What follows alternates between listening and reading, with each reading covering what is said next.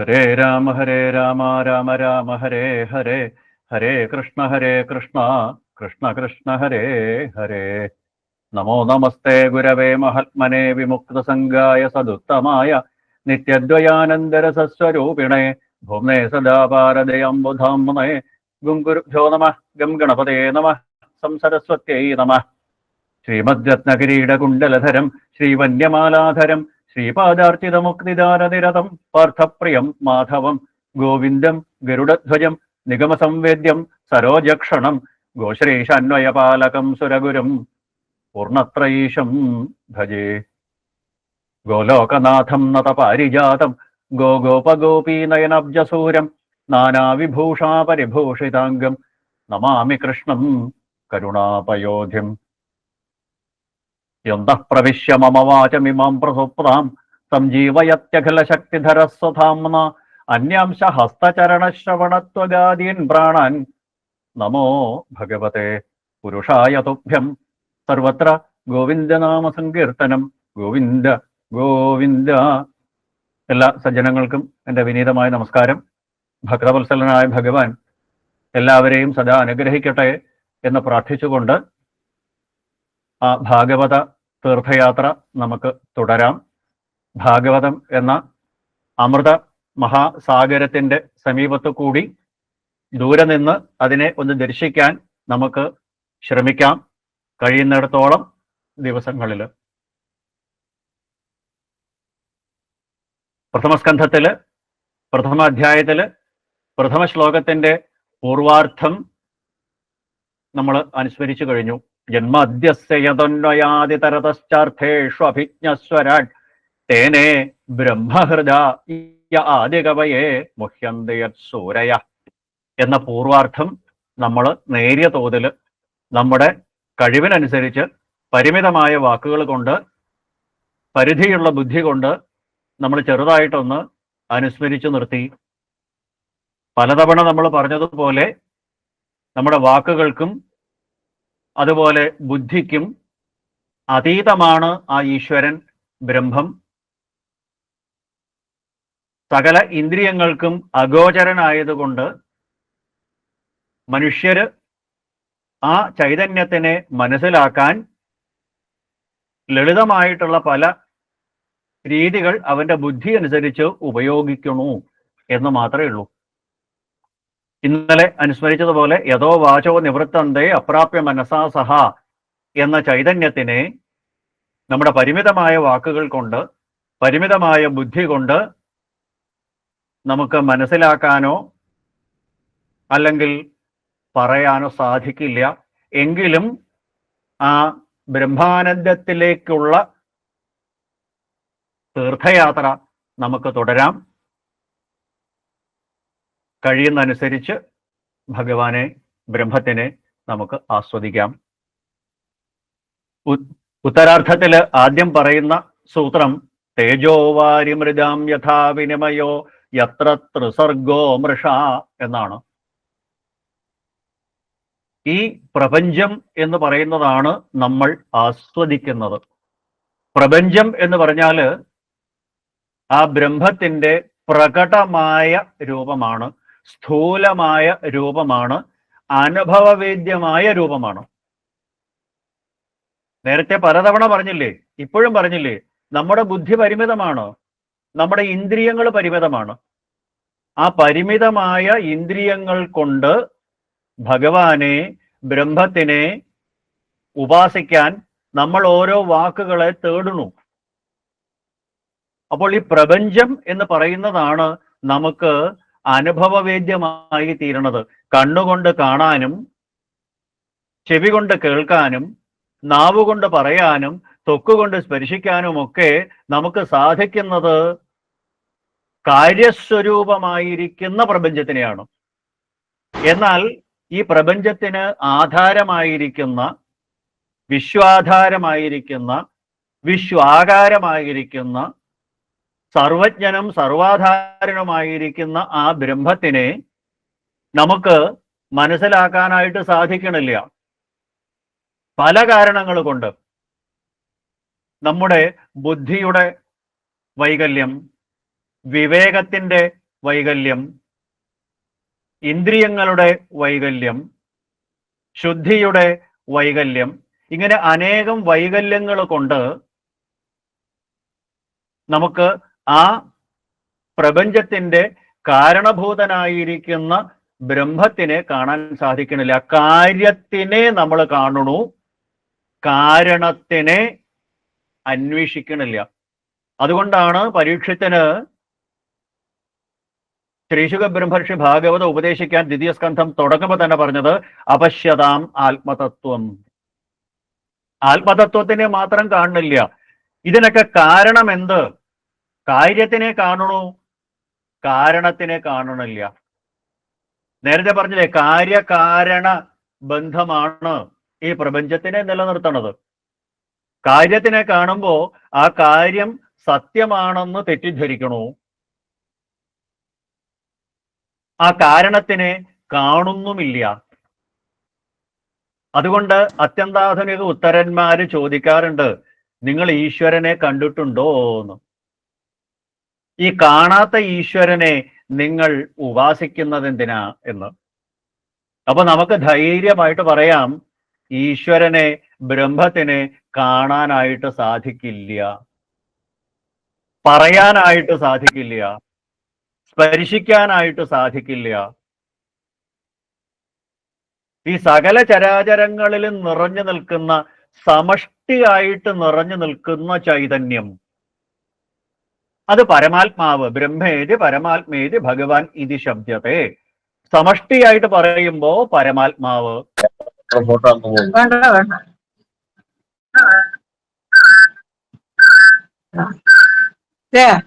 നമ്മുടെ ഉള്ളില്, ജീവാത്മാവിന്റെ ഉള്ളിൽ നിറഞ്ഞു നിൽക്കുമ്പോ അത് ജീവാത്മാവ്. ശരീരത്തിന്റെ ഉള്ളിൽ ജീവാത്മാവായിട്ട്, വ്യഷ്ടിയായിട്ട് ജീവാത്മാവ്, പരമാത്മാവ്. അപ്പൊ ഈ പ്രപഞ്ചം മുഴുവൻ നിറഞ്ഞു നിൽക്കുന്ന വിശ്വാധാരനായിരിക്കുന്ന ചൈതന്യത്തിനെ നമുക്ക് കാണാനായിട്ട്, അനുഭവവേദ്യമായിട്ട് ഇന്ദ്രിയങ്ങൾ കൊണ്ട് സാധിക്കണില്ല. 14 ലോകങ്ങൾ നിറഞ്ഞു നിൽക്കുന്ന ചൈതന്യം എന്ന് പറഞ്ഞാൽ നമുക്ക് മനസ്സിലാവോ? ഇല്ല. എന്നാൽ വ്യഷ്ടിയായിട്ട് ചിന്തിച്ചു നോക്കൂ, അപ്പോഴും നമുക്ക് മനസ്സിലാവോ? പഞ്ചമസ്കന്ധത്തില് ബ്രാഹ്മണ രഘുഗണ സംവാദത്തിൽ ഇത് നമുക്ക് കാണാം. നമ്മുടെ ഉള്ളിലേക്ക് നമ്മൾ നോക്കിയാൽ മതി. നമ്മുടെ ഉള്ളില് ഇപ്പൊ രാവിലെ നേരത്തെ നമ്മൾ ചൊല്ലിയതായിട്ടുള്ള ശ്ലോകം, എല്ലാവരും ഹൃദയസ്ഥമാക്കിയുള്ള ശ്ലോകം, യ അന്തപ്രവിശ്യ മമ വാചമിമം പ്രസുപ്താം യ അന്തപ്രവിശ്യ. യാതൊരുത്തനാണോ ഉള്ളിലേക്ക് പ്രവേശിച്ചിട്ട് സകല ഇന്ദ്രിയങ്ങളെയും അണുവിനെയും കർമ്മനിരതമാക്കുന്നത്? പച്ച മലയാളത്തിൽ പറഞ്ഞാൽ നമ്മുടെ ഈ ശരീരത്തിന്റെ ഉള്ളിലുള്ള ജീവൻ. നമുക്ക് ജീവനുണ്ട് എന്ന് വേറൊരാള് പറഞ്ഞു തരേണ്ട ആവശ്യമില്ല, ഇല്ലല്ലോ. പക്ഷെ ആ ജീവനെ നമ്മൾ കണ്ടിട്ടുണ്ടോ? നമ്മുടെ ജീവനെ നമ്മൾ കണ്ടിട്ടുണ്ടോ? നമ്മുടെ ഉള്ളിലുള്ള ജീവനെ നമ്മൾ കണ്ടിട്ടില്ലെങ്കിൽ പിന്നെ വേറൊരാൾക്ക് കാണാൻ പറ്റുമോ? ഈ പ്രപഞ്ചമാസകലം നിറഞ്ഞു നിൽക്കുന്ന സ്ഥൂലരൂപമായ ആ പ്രപഞ്ചത്തിന്റെ ആധാരമായിരിക്കുന്ന ബ്രഹ്മത്തിനെ കാണാൻ പറ്റില്ല, സമ്മതിച്ചു. എന്നാൽ വ്യഷ്ടിയായിട്ട് അണോരണീയാൻ മഹതോ മഹീയാൻ എന്ന് പറയുന്ന മഹത് വാക്യത്തിലുള്ളതുപോലെ മഹത്തായിട്ട് നിൽക്കുന്നതിനെ കാണാൻ സാധിക്കില്ല, സമ്മതിച്ചു. എന്നാൽ സൂക്ഷ്മരൂപത്തില് നമ്മുടെ ഓരോരുത്തരുടെയും ശരീരത്തിന്റെ ഉള്ളിൽ, ഈ പാഞ്ചഭൗതികമായ ശരീരത്തിന്റെ ഉള്ളിലിരിക്കുന്ന ജീവനെ നമുക്ക് കണ്ണുകൊണ്ട് കാണാൻ പറ്റുണ്ടോ? ഇല്ല. ഇന്നതാണെന്ന് നാവുകൊണ്ട് പറയാൻ പറ്റുണ്ടോ? ഇല്ല. നമ്മുടെ കൈകൾ കൊണ്ട് നമുക്ക് ആ ജീവനെ സ്പർശിക്കാൻ സാധിക്കുന്നുണ്ടോ? ഇല്ല. എന്നിട്ട് നമ്മൾ പറയണു നമുക്ക് ജീവനുണ്ട് എന്ന്. അപ്പൊ പാഞ്ചഭൗതികമായ ഈ ശരീരത്തിന്റെ ഉള്ളിൽ ആത്മസ്വരൂപമായിട്ട്, ജീവസ്വരൂപമായിട്ട്, ചൈതന്യ സ്വരൂപമായിട്ട്, ജീവാത്മാവായിട്ട് സ്ഥിതി ചെയ്യുന്ന ആ ചൈതന്യത്തിനെ പോലും ഇന്ദ്രിയങ്ങൾ കൊണ്ട് നമുക്ക് ഗ്രഹിക്കാൻ സാധിക്കണില്ല. അപ്പോൾ കാര്യത്തിനെ മാത്രം നമ്മൾ കാണുന്നു, കാരണത്തിനെ ആരും കാണണില്ല. അപ്പൊ എല്ലാത്തിനും ഈ പ്രപഞ്ചം എന്ന് പറയുന്നത് വാസ്തവത്തിൽ ഇല്ലാത്തതാണ്, സത്യത്വമില്ലാത്തതാണ്, മാറിക്കൊണ്ടിരിക്കുന്നതാണ്, നശിക്കുന്നതാണ്. ബ്രഹ്മസത്യം ജഗന്മിഥ്യ എന്ന ആപദവാക്യം. ഈ ജഗത്ത്, പ്രപഞ്ചം ഇല്ലാത്തതാണ്. ഇല്ലാത്തതാണ് എന്ന് എത്ര സപ്താഹവേദികളില്, എത്ര പ്രഭാഷണ വേദികളില്, എത്ര സത്സംഗങ്ങളില്, എത്ര ആചാര്യന്മാര് എത്ര തവണ പറഞ്ഞാലും നമുക്ക് ബോധ്യമാവോ? ഇല്ല. എനിക്ക് കാണാം, കേൾക്കാം, പറയാം, സ്പർശിക്കാം, ഘ്രാണിക്കാം. ഇങ്ങനെ ഞാൻ അനുഭവിക്കുന്നതൊക്കെ മിഥ്യയാണെന്ന് പറഞ്ഞാൽ പറയുന്നവന്റെ അവിവേകം, പറയുന്നവന് വിവരമില്ല, വക്താവിന്റെ അവിവേകം എന്നേ പറയുള്ളൂ. പറയണവന് വിവരമില്ല എന്നല്ലേ പറയുള്ളൂ. പക്ഷേ വേദവ്യാസ മഹർഷിയെ പോലെയുള്ള ആ വിവേകശാലികൾ, ആ മഹാമനീഷികൾ, ആ മഹർഷിമാര് പറയണു അതല്ല സത്യം. ഈ മാറിക്കൊണ്ടിരിക്കുന്നതിന് സത്യത്വമില്ല. മാറുന്നു എന്ന് പറഞ്ഞാൽ അത് ശാശ്വതമല്ല എന്നർത്ഥം. എന്താണോ മാറാത്തത് അതാണ് സത്യം എന്ന് പറഞ്ഞാൽ നിത്യമായതെന്തോ അതാണ് സത്യം. നിത്യമായ വസ്തുവിനെ സത്യത്വമുള്ളൂ. അപ്പൊ മാറാതിരിക്കുന്ന വസ്തുവാണ് ആ ബ്രഹ്മം എന്ന് പറയണത്. ഇവിടെ പറയണു ആ പ്രപഞ്ചം എന്ന് പറയുന്നത് മാറിക്കൊണ്ടിരിക്കുന്നതാണ്, അതുകൊണ്ട് അതിന് സത്യത്വമില്ല. എന്നാൽ അതിന് കാരണക്കാരനായിരിക്കുന്ന ആ ചൈതന്യത്തിനെ നമ്മൾ അറിയുന്നുമില്ല. ഇന്ദ്രിയഗോചരമായിരിക്കുന്ന പ്രപഞ്ചം മിഥ്യയാണ് എന്നറിയുന്നതിന് പകരം സത്യമാണ് എന്ന് തെറ്റിദ്ധരിക്കുന്നു. ഇതിനൊക്കെ ആധാരമായിരിക്കുന്ന കാരണസ്വരൂപനായിരിക്കുന്ന സർവേശ്വരനെ ഇന്ദ്രിയങ്ങൾ കൊണ്ട് കാണാൻ, അനുഭവിക്കാൻ സാധിക്കാത്തത് കൊണ്ട് അതില്ലാത്തതാണ് എന്ന് തെറ്റിദ്ധരിക്കുന്നു. ബ്രഹ്മസത്യം ജഗന്മിഥ്യ എന്നുള്ളതിന് പകരം നേരെ വിപരീതമാണ് മനുഷ്യന്റെ മാനസികമായ അവസ്ഥ. ബ്രഹ്മം മിഥ്യ, ജഗത് സത്യം എന്ന രീതിയിലാണ്. കാരണം എന്താ? നമ്മൾ ഈ പാഞ്ചഭൗതികമായിരിക്കുന്ന, ത്രിഗുണാത്മകമായിരിക്കുന്ന പ്രകൃതിയിൽ നിന്ന് ഉത്ഭവിച്ചതായ ആ പ്രപഞ്ചത്തിനെയാണ് നമ്മൾ കാണുന്നത് എന്നർത്ഥം. അതുകൊണ്ട് ഈ സത്യമല്ലാത്തതായ പ്രപഞ്ചത്തിനെ സത്യമാണ് എന്ന് തോന്നിപ്പിക്കണു. അതിന് എന്താണ് കാരണം? അതാണ് ഈ സൂത്രത്തിൽ പറയണത്. വാസ്തവത്തിൽ പ്രപഞ്ചം മിഥ്യ, ബ്രഹ്മം മാത്രം സത്യം എന്നിരിക്കെ ഇത് നേരെ വിപരീതമായിട്ട് തോന്നാൻ എന്താ കാരണം? തേജോ വാര്യമൃതാം യഥാ വിനിമയോ യത്ര ത്രിസർഗോ മൃഷ. ത്രിസർഗ അമൃഷ, ത്രിസർഗ മൃഷ രണ്ടും നമുക്ക് പറയാനായിട്ട് സാധിക്കും. അവിടെ ഒരു പ്രശ്ലേഷം കൊടുത്തിട്ടുണ്ട്. ആദ്യത്തെ ശ്ലോകം നോക്കുമ്പോൾ കാണാം, തേജോ വാര്യമൃതാം യഥാ വിനിമയ എത്ര ത്രിസർഗ. മൃഷ എന്നും വായിക്കാം, അമൃഷ എന്നും വായിക്കാം. മൃഷ എന്ന് പറഞ്ഞാൽ ഫോൾസ്, മിഥ്യ, ഇല്ലാത്തത്, അസത്യമായിട്ടുള്ളത് എന്നർത്ഥം. അമൃഷ എന്നാണെങ്കിലോ ട്രൂ, സത്യം, ഉള്ളത്, നിത്യമായിട്ടുള്ളത് എന്നാണ്. ഇപ്പൊ വാസ്തവത്തിൽ മൃഷ എന്ന് വിശേഷിപ്പിക്കപ്പെടേണ്ട ആ പ്രപഞ്ചത്തിനെ അമൃഷ എന്ന് തോന്നിപ്പിക്കണു. ഇല്ലാത്തതായ വസ്തുവിനെ ഉണ്ട് എന്ന് തോന്നിപ്പിക്കണു. അതെന്താ? ഇല്ലാത്തതിനെ ഉണ്ട് എന്നും ഉള്ളതിനെ ഇല്ല എന്നും തോന്നിപ്പിക്കുന്നതാണ് മായ എന്ന് പറയുക. എന്താണ് മായ? ആചാര്യന്മാര് പറയും ആ വാക്ക് നേരെ തിരിച്ചിട്ടാൽ മതി എന്നാ. മായ എന്ന വാക്ക് തിരിച്ചിട്ടാൽ യാ മാ സ മായ. എന്താണോ ഇല്ലാത്തത് അതാണ് മായ. അപ്പൊ മായക്ക് രണ്ട് സവിശേഷതകളാണ് എന്നാണ് ആചാര്യന്മാർ പറയാം. ഭാഗവതം മുഴുവൻ ഇതാണ് ചർച്ച ചെയ്യണേ. വേദവ്യാസ മഹർഷി ഒരു ജീവാത്മാവിനെ മായാമുക്തനാക്കി തീർക്കാൻ ശ്രമിക്കുകയാണ്. മായാബദ്ധരാണ് നമ്മൾ എല്ലാവരും. അപ്പൊ മായാബദ്ധമായ ചൈതന്യത്തിനെ ജീവാത്മാവ് എന്ന് പറയും. മായാമുക്തമായ ചൈതന്യത്തിനെ പരമാത്മാവ് എന്ന് പറയും. മായയ്ക്ക് അധീനമായത് ജീവാത്മാവ്, മായയ്ക്ക് അതീതമായത് പരമാത്മാവ്. ഇത് ഏകാദശ സ്കന്ധത്തില് 11-ാമത്തെ അധ്യായത്തിൽ ഭഗവാൻ പറയുന്നുണ്ട് ഉദ്ധവനോട്. ആരാണ് ബദ്ധൻ, ആരാണ് മുക്തൻ എന്ന് ചോദിക്കുമ്പോ ഭഗവാൻ പറയും, ഗുണതോമേ ന വസ്തുത, അത് സത്യമല്ല.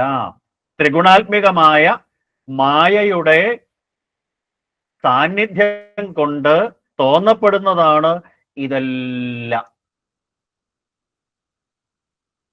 അപ്പൊ മായയ്ക്ക് 2 അവസ്ഥകളാണ്, 2 ഗുണങ്ങളാണെന്ന് പറഞ്ഞു.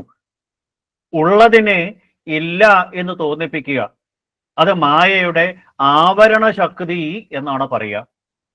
മൂടിവെക്കൽ. ഇല്ലാത്തതിനെ ഉണ്ട് എന്ന് തോന്നിപ്പിക്കുക, അത് മായയുടെ വിക്ഷേപ ശക്തി എന്നാണ് പറയുക. മായയുടെ ഈ ആവരണ വിക്ഷേപ ശക്തികൾ കൊണ്ടാണ് ഈ പ്രപഞ്ചം സത്യമാണെന്നും സർവേശ്വരൻ മിഥ്യയാണ് എന്നും തോന്നാൻ കാരണം. ഇതിന് ആചാര്യന്മാര് പറയുന്ന ഏറ്റവും നല്ല ഉദാഹരണം സർപ്പരജ്ജുന്യായാണ്. മങ്ങിയ വെളിച്ചത്തില് നടന്നു പോകുന്ന സമയത്താണ് ഒരു സർപ്പത്തിനെ കാണണു. അയ്യോ സർപ്പം എന്ന് പറഞ്ഞ് പേടിച്ച് പുറകോട്ട് ചാടണു. അപ്പോഴാണ് പുറകിലെ ഒരാൾ ടോർച്ചുമായിട്ട് വരണത്. പ്രകാശവുമായിട്ട് വരുമ്പോ അയാൾ കാണിച്ചു കൊടുക്കണു, ഇത് സർപ്പമല്ല, ഒരു കയറാണ്, രജ്ജുഖണ്ഡമാണ്, ഒരു കയറിന്റെ കഷണമാണ്. അപ്പോഴാണ് നമുക്ക് ജാള്യത തോന്നുക, ലജ്ജ തോന്നുക. അയ്യോ ഇല്ലാത്തതിനെ കുറിച്ച് ഞാൻ പേടിച്ചൂലോ എന്ന്.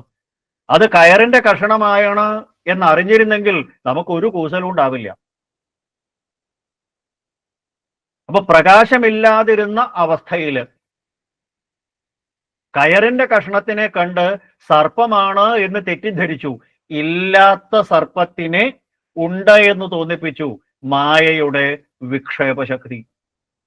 യഥാർത്ഥത്തിൽ ഉണ്ടായിരുന്ന കയറിനെ ഇല്ല എന്ന് തോന്നിപ്പിച്ചു, അത് മായയുടെ ആവരണ ശക്തി.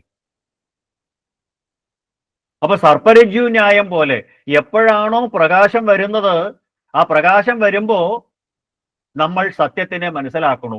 ജ്ഞാനപ്രകാശത്തിനെ അടിസ്ഥാനത്തില്, ജ്ഞാനപ്രകാശം വരുന്ന സമയത്ത്, ബ്രഹ്മജ്ഞാനം വരുന്ന സമയത്ത് നമുക്ക് മനസ്സിലാവും ഈ പ്രപഞ്ചത്തിന് സത്യത്വമില്ല, അത് മിഥ്യയാണ് എന്ന്. അപ്പോ ഈ മിഥ്യയായിരിക്കുന്ന ഈ പ്രപഞ്ചം സത്യമാണ് എന്ന് തോന്നാൻ എന്താ കാരണം? തേജോ വാരി മൃദാം യഥാ വിനിമയോ. തേജസ് അതായത് പ്രകാശം, വാരി വെള്ളം, മൃത്ത് മണ്ണം അല്ലെങ്കിൽ ഘനസ്വരൂപം. വെള്ളവും പ്രകാശവും ഭൂമിയും പരസ്പരം വിനിമയം ചെയ്യുമ്പോൾ, വിനിമയം ചെയ്യാന്ന് പറഞ്ഞാൽ ഒന്ന് മറ്റൊന്നായിട്ട് മാറപ്പെടുക, ഒന്ന് മറ്റൊന്നാണെന്ന് തെറ്റിദ്ധരിക്കുന്നതാണ്. ഒരു മരുഭൂമിയിൽ കൂടെ സഞ്ചരിക്കുമ്പോൾ, അല്ലെങ്കിൽ നമ്മൾ സാധാരണ റോഡിൽ കൂടെ സഞ്ചരിക്കുമ്പോൾ സൂര്യപ്രകാശം ആ ഭൂമിയിൽ വന്ന് വീഴുന്ന സമയത്ത് വെള്ളം തിളയ്ക്കുന്നത് പോലെ തോന്നും, മുകളിൽ ആവിയായിട്ട് ഇങ്ങനെ പോകുന്നതായിട്ട് തോന്നും. ആ ഭാഗത്ത് വെള്ളമുണ്ട് എന്ന് തോന്നും. മരുഭൂമിയിൽ കൂടെ സഞ്ചരിക്കുമ്പോൾ പ്രത്യേകിച്ചും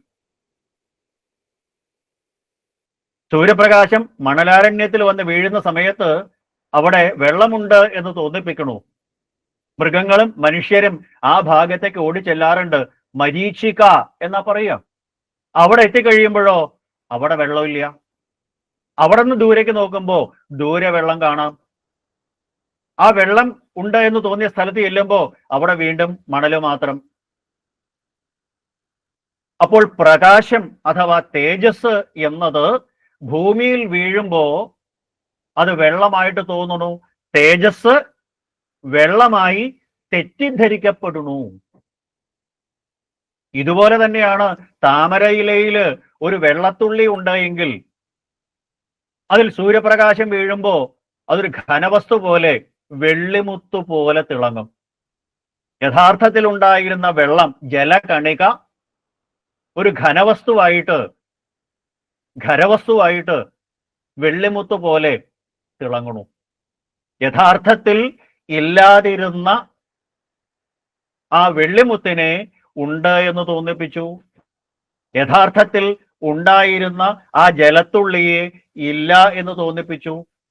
തേജോ വാരിമൃതാം യഥാവിനിമയോ യത്ര ത്രിസർഗോ മൃഷ.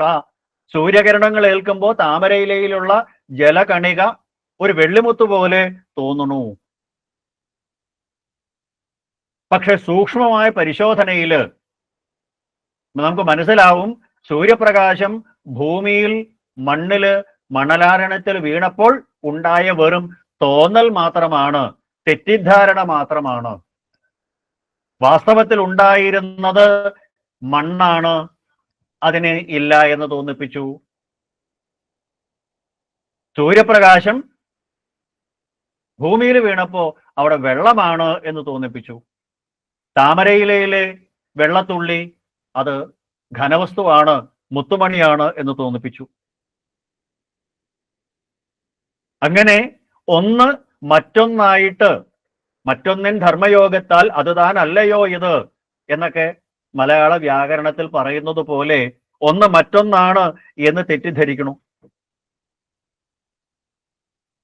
ഇങ്ങനെ ഈ തേജസ്, വാരി, മൃത്ത്, ഈ മൂന്ന് വസ്തുക്കളുടെ വിനിമയം കൊണ്ട് ഇല്ലാത്തത് ഉണ്ട് എന്നും ഉള്ളത് ഇല്ല എന്നും എപ്രകാരമാണോ തോന്നുന്നത്, അതുപോലെയാണ് ഈ പ്രപഞ്ചം മിഥ്യയാണെങ്കിലും സത്യമാണ് എന്ന് തോന്നുന്നത്. തേജോ വാരി മൃദാം യഥാവിനിമയോ യത്ര ത്രിസർഗോ മൃഷ എന്ന സൂത്രത്തില് പ്രധാനമായിട്ട് 4 മഹാവാക്യങ്ങൾ അടങ്ങിയിരിക്കണു, 4 തത്വങ്ങൾ അടങ്ങിയിരിക്കണു എന്നാണ് ആചാര്യന്മാര് പറയുക. ഒന്നാമത്തേത് തേജസ്, വാരി, മൃത്ത്. അതിന് ത്രിവൃത്കരണം എന്ന തത്വം അടങ്ങിയിട്ടുണ്ട് എന്നാണ് പറയുക. എന്താണ് ത്രിവൃത്കരണം? ഛാന്ദോഗ്യോപനിഷത്ത് പറയും, ഈ ലോകത്തിന്റെ സൃഷ്ടിയില് ആ ബ്രഹ്മസ്വരൂപി ഭഗവാൻ എന്ന് പറയുന്ന ആള് ഏകനായിരിക്കുന്ന ഞാൻ പല രൂപങ്ങളിലായി തീരട്ടെ, തദൈക്ഷത ബഹുസ്യാം പ്രജായേയ ഇതി ഛാന്ദോഗ്യോപനിഷത്ത് പറയും. ഞാൻ പലതാവട്ടെ എന്ന് സങ്കല്പിച്ചു. അങ്ങനെ പലതായി തീരാൻ ആദ്യം ആ ചൈതന്യം സൃഷ്ടിച്ചത് തേജസ്സിനെയാണ്. അഗ്നിയെന്നോ തേജസ്സെന്നോ പ്രകാശമെന്നോ സന്ദർഭമനുസരിച്ച്, സാഹചര്യം അനുസരിച്ച് ഓരോ തരത്തിൽ വ്യാഖ്യാനിക്കണം ആചാര്യന്മാര്. അപ്പൊ ആ തേജസ്സിനെ സൃഷ്ടിച്ചു. കാലക്രമത്തില് ആ തേജസ്സിന് രൂപമാറ്റം വന്നു. തനിക്കും പലതായി തീരണം എന്ന് തോന്നി. അപ്പൊ ആ തേജസ്സിൽ നിന്നാണ് അപ്പ് അഥവാ ജലം ഉണ്ടായത്. ഇത് ഛാന്ദോഗ്യോപനിഷത്തിൽ പറയുന്ന വർണ്ണനയാണ്. പിന്നെ ആ അപ്പിന് അഥവാ ജലത്തിന് പല രൂപങ്ങളായി തീരണം എന്ന് തോന്നി. അപ്പോൾ അതിന് രൂപമാറ്റം വന്നു. അതാണ് മൃത്ത് അഥവാ ഘനസ്വരൂപം. ഇങ്ങനെ ആ മഹാചൈതന്യത്തിൽ നിന്ന് പലതായിട്ട് തീരണം, തദേക്ഷത ബഹുസ്യാം പ്രജായേയ ഇതി എന്ന സങ്കല്പത്തോടു കൂടി ആ മഹാപ്രഭു തീരുമാനിച്ച് നിശ്ചയിച്ചതിന്റെ ഫലമായിട്ടുണ്ടായ ഉൽപ്പന്നങ്ങളാണ് ഇത് 3 തേജസ്, വാരി, മൃത്ത്. ഛാന്ദോഗ്യോപനിഷത്ത് അങ്ങനെയാ പറയുക. ഈ 3 ഘടകങ്ങൾ ഉണ്ടായതിനെയാണ് ത്രിവൃത്കരണം എന്ന് പറയുക. ഒന്നിൽ നിന്ന് മറ്റൊന്ന് ഉണ്ടായതുകൊണ്ട് നേരത്തെ ഉണ്ടായതിൻ്റെ സ്വഭാവം ഉൽപ്പന്നത്തിനും ഉണ്ടാവും. അച്ഛൻ്റെ അമ്മയുടെ സ്വഭാവം സന്താനങ്ങൾക്കുണ്ടാവും എന്ന് പറയുന്നത് പോലെ തേജസ്സിൽ നിന്ന് ജലമുണ്ടായപ്പോ ആ തേജസ്സിന്റെ ഗുണം ജലത്തിനുണ്ടായി. ജലത്തിൽ നിന്ന് ഘനവസ്തു ഉണ്ടായപ്പോ ആ ഘനവസ്തുവിന് മൃത്തിന് ജലത്തിന്റെ ഗുണമുണ്ടായി. അപ്പൊ ഈ മൂന്ന് ഘടകങ്ങളും പരസ്പരം കൂടിക്കലർന്നിരിക്കുന്നത് കൊണ്ട്, തേജസ്സും വാരിയും മൃത്തും മൂന്നും കൂടിക്കലർന്നിരിക്കുന്നത് കൊണ്ട് ഒന്നിന്റെ ഗുണം മറ്റൊന്നിൽ കാണാനായിട്ട് സാധിക്കും. ഇതാണ് ത്രിവൃത്കരണം എന്ന് പറയുക. ഇതാണ് ഒന്ന് മറ്റൊന്നായിട്ട് തോന്നാനുള്ള കാരണം. പ്രപഞ്ച സൃഷ്ടിയിൽ ഇത് വ്യക്തമായിട്ട് കാണാൻ ദ്വിതീയ സ്കന്ധത്തിൽ കാണാം, തൃതീയ സ്കന്ധത്തിൽ കാണാം. ആദ്യമുണ്ടായത് ശബ്ദമാണ്. ശബ്ദാൽ വ്യോമ, ആകാശമുണ്ടായി. ആകാശത്തിന്റെ ഗുണം ശബ്ദം എന്നുള്ളതാണ്. ആ ആകാശത്തിൽ നിന്നാണ് വായു ഉണ്ടായത്. അപ്പൊ വായുവിന് സ്പർശം എന്ന ഗുണത്തിനോടൊപ്പം ആകാശത്തിന്റെ ശബ്ദം എന്ന ഗുണം. ആ വായുവിൽ നിന്ന് അഗ്നി ഉണ്ടായി. അപ്പൊ അഗ്നിക്ക് അഗ്നിയുടെ രൂപം എന്ന ഗുണം, വായുവിന്റെ സ്പർശം എന്ന ഗുണം, ആകാശത്തിന്റെ ശബ്ദം എന്ന ഗുണം. നാലാമത്തെ ഭൂതം ജലം വന്നപ്പോ ജലത്തിന് രസം എന്ന ഗുണം, അഗ്നിയുടെ രൂപം എന്ന ഗുണം, വായുവിന്റെ സ്പർശം എന്ന ഗുണം, ആകാശത്തിന്റെ ശബ്ദം എന്ന ഗുണം. 4 ഗുണങ്ങൾ വന്നു. ആ വെള്ളത്തിൽ നിന്ന് ഭൂമി ഉണ്ടായപ്പോ, മൃത്തുണ്ടായപ്പോൾ ആ ഭൂമിക്ക് ഭൂമിയുടെ തനതായ ഗന്ധം എന്ന ഗുണത്തിന്റെ ഒപ്പം ജലത്തിന്റെ രസം, അഗ്നിയുടെ രൂപം, വായുവിന്റെ സ്പർശം, ആകാശത്തിന്റെ ശബ്ദം, ഇങ്ങനെ 5 ഗുണങ്ങൾ ഉണ്ടായി. അപ്പൊ ഒന്നിൽ നിന്ന് മറ്റൊന്നുണ്ടായപ്പോ നേരത്തെ ഉണ്ടായതിന്റെ ഗുണങ്ങൾ മറ്റു ഭൂതങ്ങളിൽ ഉണ്ടാവുന്നു എന്ന് പ്രപഞ്ച സൃഷ്ടിയിൽ നമുക്ക് കാണാം. ഇതുപോലെ തേജോ വാരിമൃതാം, തേജസ്സും വാരിയും മൃത്തും പരസ്പരം കൂടിക്കലർന്നിരിക്കുന്നത് കൊണ്ട് അതിന് ത്രിവൃത്കരണം എന്നാ പറയുക. അതുകൊണ്ടാണ് ഒന്നിന് മറ്റൊന്നിന്റെ ഗുണമായിട്ട് തോന്നാനുള്ള കാരണം. ഒന്ന് മറ്റൊന്നായിട്ട് തോന്നുന്നു, സത്യമായിട്ടുള്ളതല്ല. പ്രകാശം ഭൂമിയിൽ വീഴുമ്പോൾ വെള്ളമാണെന്ന് തോന്നുന്നു, വെള്ളത്തില് സൂര്യരശ്മി കടന്നു പോകുമ്പോൾ മുത്താണെന്ന് തോന്നുന്നു. ഈ തോന്നാനുള്ള കാരണം ഈ കൂടിക്കലർച്ചയാണ്. ഇങ്ങനെ ഈ 3 ഘടകങ്ങൾ ഒരുമിച്ചിരിക്കുന്നത് കൊണ്ടാണ് ഓരോ തരത്തിലുള്ള മാറ്റങ്ങൾ ഉണ്ടാവുന്നതായിട്ട് തോന്നുന്നത്. അപ്പൊ തേജോവാരി മൃജാം യഥാ വിനിമയോ എത്ര ത്രിസർഗോ മൃഷ എന്ന സൂത്രത്തില് പ്രധാനമായിട്ട് 4 തത്വങ്ങൾ അടങ്ങിയിരിക്കുന്നു. അതിൽ ഒന്നാമത്തെ തത്വം ഇപ്പൊ നമ്മൾ പറഞ്ഞ ത്രിവൃത്കരണം. ആ 3ആയിട്ട് മുക്കൂട്ടായി ചെയ്യുക എന്ന് പറയും ആചാര്യന്മാര്. 3 ഘടകങ്ങളായിട്ട് മാറി ഒന്ന് മറ്റൊന്നായിട്ട് തോന്നുന്നു. അപ്പൊ ഇന്ന് നമ്മൾ കാണുന്ന തേജസ്, വെള്ളം, മൃത്ത് ഇവയെല്ലാം ത്രിവൃത്കരണത്തിന് വിധേയമായതുകൊണ്ട് അതൊന്നിനോടൊന്ന് ചേർന്നിരിക്കുന്നു. അഗ്നിയിൽ ജലാംശമുണ്ട്, ജലത്തില് തേജസിന്റെയും മൃത്തിന്റെയും കലർപ്പുണ്ട്, മൃത്തില് മറ്റ് 2 കലർപ്പുണ്ട്. അതുകൊണ്ട് ഇതിൽ സംഭവിക്കുന്ന വിനിമയം മാറ്റം, വിനിമയമായിട്ടുള്ള കർമ്മം അഥവാ ഒന്ന് മറ്റൊന്നായിട്ട് തോന്നുക എന്ന വിഭ്രാന്തി ഉണ്ടാവണം.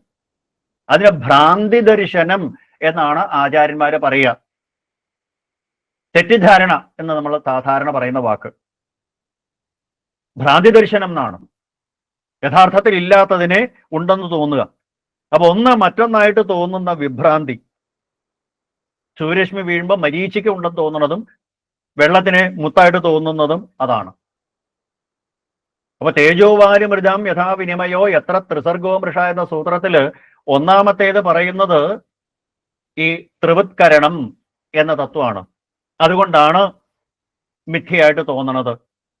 രണ്ടാമത്തെ തത്വം അതിൽ പറയുന്നത് അധ്യാസം എന്നാണ്.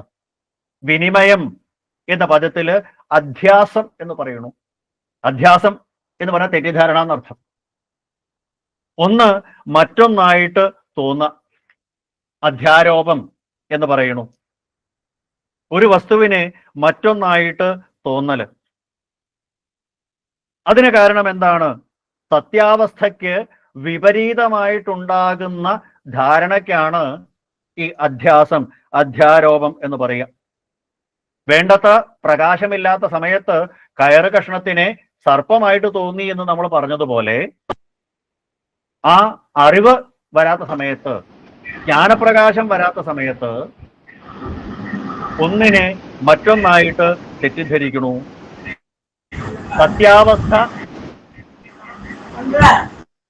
സത്യാവസ്ഥ തെളിയുന്നതുവരെ, ജ്ഞാനപ്രകാശം വരുന്നതുവരെ, വിവേകം ഉദിക്കുന്നതുവരെ. ഇതാണ് മഹാത്മ്യത്തിൽ പറഞ്ഞത്. അജ്ഞാനമോഹകൃത മോഹമഹന്ധകാരനാശം വിധായ തതോദയതേ വിവേക എന്ന് പറയും അവിടെ. സത്സംഗത്തിലൂടെ മഹാമനീഷികളായിരിക്കുന്ന സജ്ജനങ്ങളുടെ വിനാമഹൽപാദരജോഭിഷേകം എന്ന് പഞ്ചമസ്കന്ധത്തിൽ പറയുന്നത് പോലെ, പരമഹംസന്മാരായിരിക്കുന്ന സജ്ജനങ്ങളുടെ പാദസേവ കൊണ്ട്, അവരുടെ സമ്പർക്കം കൊണ്ട്, സത്സംഗം കൊണ്ട് വിവേകം ഉദിക്കുമ്പോൾ ഈ സ്വപ്നാവസ്ഥയിൽ നിന്ന്, നിദ്രാവസ്ഥയിൽ നിന്ന്, ഈ മോഹാവസ്ഥയിൽ നിന്ന്, ഈ മായാ വലയത്തിൽ നിന്ന് നമ്മൾ മുക്തി നേടണു. സത്യമായിരിക്കുന്ന ദർശനത്തെ, ഭ്രാന്തി ദർശനം മാറി സത്യദർശനത്തിലേക്ക് എത്തുന്നു. ഇതേവരെ നമ്മൾ അനുഭവിച്ചത്, കണ്ടത്, കേട്ടത്, സ്പർശിച്ചത് എല്ലാം മിഥ്യയായിരുന്നു എന്ന് വരും. അപ്പൊ സത്യാവസ്ഥ അറിയുന്നത് വരെ, ഈ ബ്രഹ്മജ്ഞാനം കിട്ടുന്നത് വരെ ഈ പ്രപഞ്ചത്തിന്റെ സത്യപ്രതീതി മാറണില്ല. അതിനെയാണ് അധ്യാസം എന്ന് പറഞ്ഞത്. അപ്പൊ യഥാർത്ഥത്തിൽ ഇല്ലാത്തതായ ആ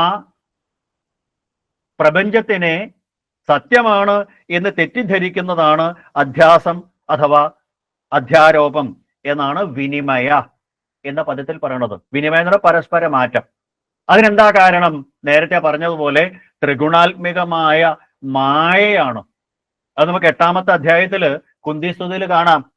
മായാജവനികാച്ഛന്നം അജ്ഞാതോക്ഷജമവ്യയം ന ദൃശ്യതേ മൂഢദൃശോ നടോ നാട്യധരോ യഥാ. കുന്തിദേവി പറയുന്നുണ്ട്, മായാജവനികാച്ഛന്നം, മായയാകുന്ന ആ കർട്ടൻ മുമ്പിൽ കിടക്കുന്നത് കൊണ്ട് അങ്ങയുടെ യഥാർത്ഥ രൂപത്തിനെ, ആ ബ്രഹ്മത്തിന്റെ സാക്ഷാത്കാരത്തിനെ ആരും അറിയണില്ല. പക്ഷെ അങ്ങ് വേഷം കെട്ടി വരുമ്പോ ഇതാണ് ഭഗവാന്റെ രൂപം എന്ന് തെറ്റിദ്ധരിക്കണു. ശ്രീനാരദ മഹർഷി പറഞ്ഞു, ഇന്നലെ അനുസ്മരിച്ചതാണ്, ഗൂഢം പരം ബ്രഹ്മ മനുഷ്യലിംഗം, മനുഷ്യവേഷം ധരിച്ചു വന്നിരിക്കുന്ന ബ്രഹ്മമാണ് എന്ന്. അപ്പോ മൂഢദൃശോ എന്ന് പറഞ്ഞു കുന്തിദേവി. മൂഢന്മാരായിരിക്കുന്ന ആൾക്കാർക്ക്, അവിവേകികളായിരിക്കുന്ന ആൾക്കാർക്ക്, അജ്ഞാനികളായിരിക്കുന്ന ആൾക്കാർക്ക്, മായയിൽപ്പെട്ടിരിക്കുന്ന ആൾക്കാർക്ക്, സംസാരികളായിരിക്കുന്ന ആൾക്കാർക്ക്, മായാബദ്ധന്മാരായ ജീവാത്മാക്കൾക്ക് ഇത് മനസ്സിലാക്കാനായിട്ട് സാധിക്കണില്ല. അതുകൊണ്ടാണ് നമ്മൾ നേരത്തെ അനുസ്മരിച്ചത് പ്രകാരം വേദസ്തുതിയില്, ശ്രുതിഗീതയില് ശ്രുതികൾ പറഞ്ഞത്, ഭഗവാനെ അവിടുന്ന് തന്നെ അവിടുത്തെ മായയെ ഇല്ലാണ്ടാക്കണം. ജയ ജയ ജഹ്യജാം അജിത ദോഷഗൃഹീത ഗുണം ജഹി അജാം അജിത എന്ന് പറയുന്നു. അങ്ങയുടെ മായയെ അങ്ങ് തന്നെ മാറ്റിത്തരണം. അങ്ങയ്ക്ക് മാത്രമേ അതിന് സാധിക്കുള്ളൂ. മായാതീതമായ ചൈതന്യം അവിടുന്ന് മാത്രമാണ്. ബാക്കി എല്ലാവരും മായ അധീനരാണ്. അപ്പൊ മായാതീതനായ ചൈതന്യത്തിന് മാത്രമേ ആ മായയെ നീക്കാനായിട്ട് സാധിക്കുള്ളൂ. കുന്തിദേവി പറഞ്ഞതുപോലെ പ്രകൃതേ പരം. അതുകൊണ്ട് അങ്ങ് വിചാരിച്ചാൽ മാത്രമേ അങ്ങയുടെ മായയെ നീക്കാനായിട്ട് സാധിക്കുള്ളൂ. അപ്പൊ അതുകൊണ്ട് ഈ അധ്യാരോപം വന്നത് ഈ മായ കൊണ്ടാണ്.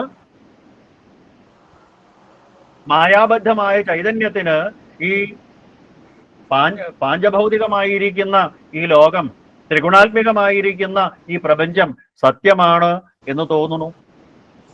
അതാണ് അധ്യാരോപം അഥവാ അധ്യാസം. പിന്നീട് പറഞ്ഞു ത്രിസർഗ എന്ന്.